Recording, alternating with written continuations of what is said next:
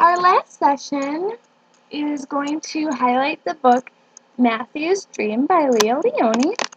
So here in this book, we're going to discover how Lionni uses his illustrations to coincide with the words that he's using.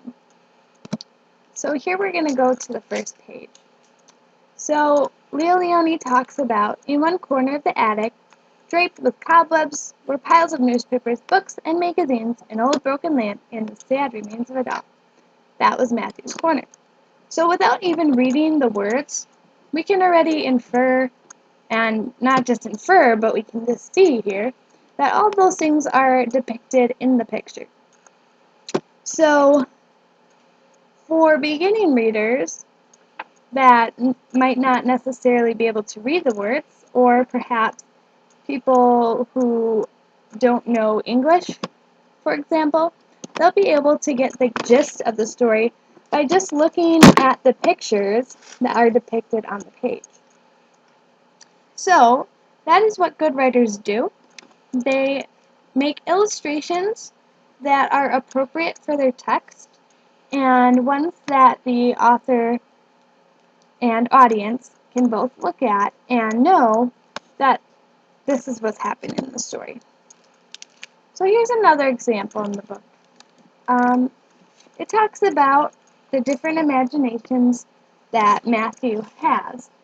So he thought he would grow up to be a doctor, perhaps, or he said, I don't know, I want to see the world.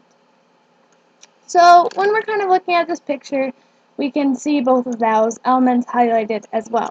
So we see the doctor picture, and then we see Matthew flying in the air, free as a bird, basically. So when we move on here, it's the page after they go to the museum. You can tell, obviously, that they're in a museum. So the words are just describing, really, the pictures. So here we see there was a huge portrait. Okay, there it is, of King Mouse IV, dressed like a general. And next to it was a pitcher of cheese that made Matthew very drooly. So basically, when we look at it, the author really isn't saying much more than his pictures are. They're about the same. So that's something phenomenal writers do. They just match it so that the words match the expression of the book. So here, you don't really have to guess what the author's talking about. You can just look at it and you can know that's what he's talking about.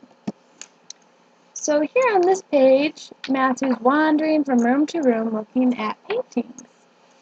So again, there's not much more to be said.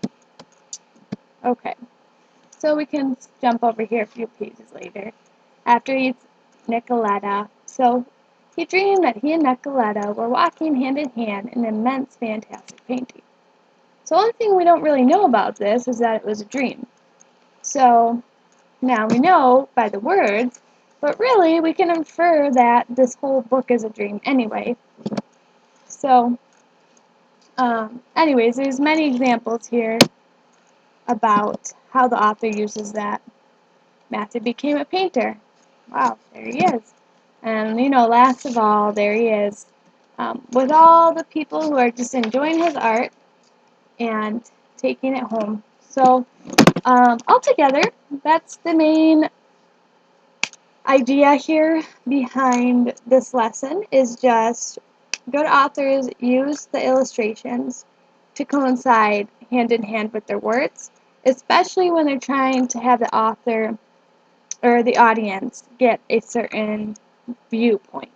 So if you want to leave it kind of a mystery, then maybe you just don't describe word for word. But overall, it's just this is a great way to use writing, especially in younger children's writing styles. So thanks for joining us for these 5 lessons.